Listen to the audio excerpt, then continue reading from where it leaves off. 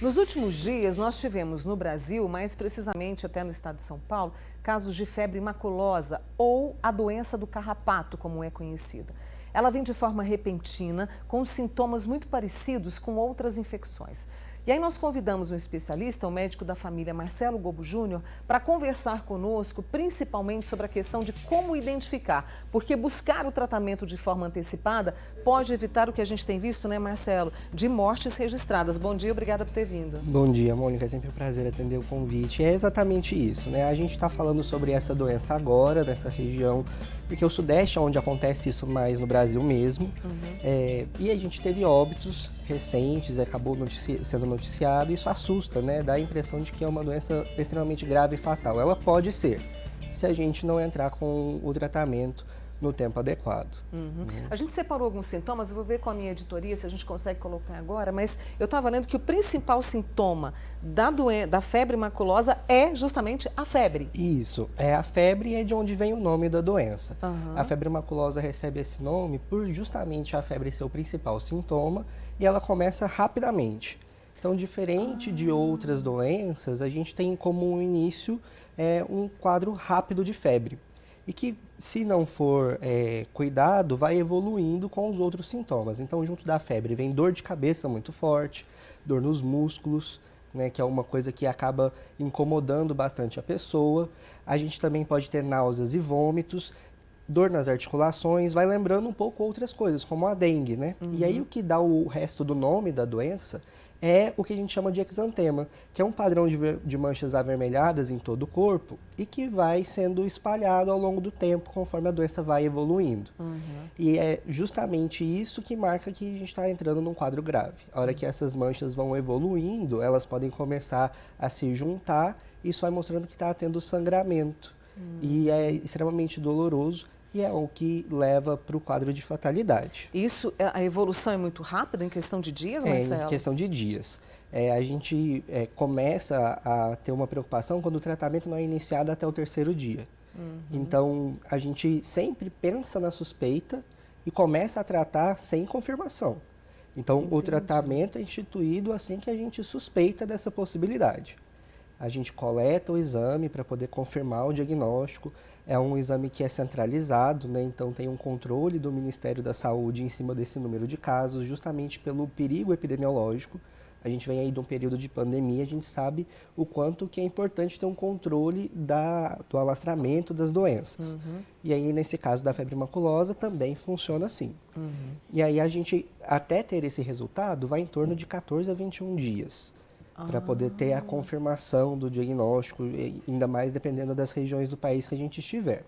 Mas até lá a gente já começou o tratamento com um antibiótico que é de fácil acesso, que tem pelo SUS, e a gente consegue então fazer a reversão do quadro e evitar o óbito. Né? Eu quero trazer as regiões junto com o doutor Marcelo, para a gente ter uma noção, mas também a forma de transmissão. Né? A gente tem um material aí, olha, como é que ela é transmitida? A gente fez ali o caminho dela para chegar até a pessoa. Ela lembra um pouco a dengue, né? A maneira como ela vai ser transmitida. Porque é um inseto, né? um aracnídeo, que é o carrapato, o artrópode, que faz essa transmissão. É uma bactéria que é a causa da doença e ela mora dentro do carrapato. E esse carrapato fica na natureza em alguns animais. Um dos mais conhecidos é a capivara. Né? A gente teve aí recentemente a capivara filó fazendo festa nas redes sociais, causando polêmica, né? E a gente precisa lembrar que o contato com animais silvestres traz esse risco, né? De ter o acesso ao carrapato, que é o principal transmissor, o principal hospedeiro. Mas a gente também tem outros animais, como os cavalos, que têm esse mesmo tipo de carrapato, gambás, que também tem esse mesmo tipo de carrapato. Não é só o carrapato estrela que abriga a bactéria, outros carrapatos também. Então, animais domésticos, cachorros, gatos que tenham carrapatos, também podem ser reservatório. E aí, ao longo desse período, a gente tem a transmissão entre os animais e a hora que o carrapato pica o ser humano, aumenta a chance de transmissão. É importante lembrar que é um contato prolongado, né, que acontece. Não é simplesmente, encontrei o carrapato, já vou ter a doença.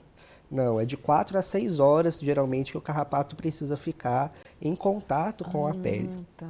E uma coisa que a gente precisa lembrar é que na hora de remover o carrapato, se eu apertar ele, ter algum sangramento, ele estourar, alguma coisa do tipo, eu aumento também a chance de ter a transmissão. Então a gente tem que ter muito cuidado na hora de fazer essa remoção.